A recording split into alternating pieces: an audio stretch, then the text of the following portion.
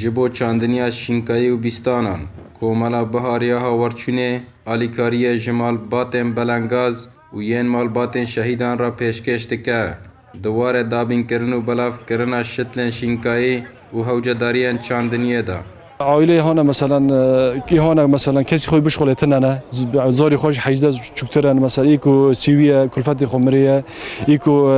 زاری خوی سقط ایکو خانی خاطرنا و معایر من و 105 مالی مه تشتین کو هاتنی بلاف کرن لمال باتان شتلن جور بجور ج ایسوت فرنگ و باجان و توخمن چاندنیه لگل کیماوی خرطوم و هین تشتین پیویست بو چاندنیه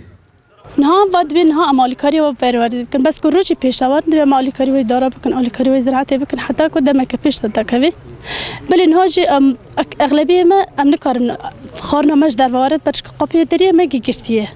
لی اما کنها دم پیشته کم بخش خوابچنه الحمدلله رندجی تشتید ما هری پاکه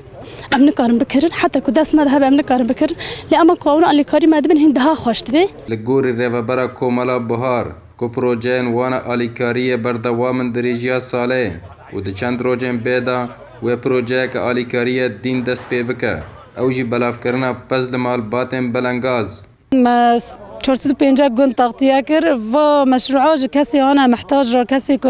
معيلي خو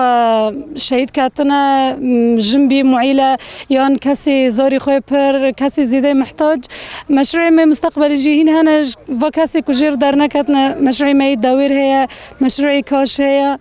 كسي انساقات رو كسي أنا محتاجه اف آلیکاریا هات بلاف کرن به آلیکاریا دسته چاندنی یا کانتونا کوبانی و دریا مالین گل ین گریدای به کانتونا کوبانی ین هر سه خیزان روجهلات باشور و روجاوا با آران مسکو NRT کوبانی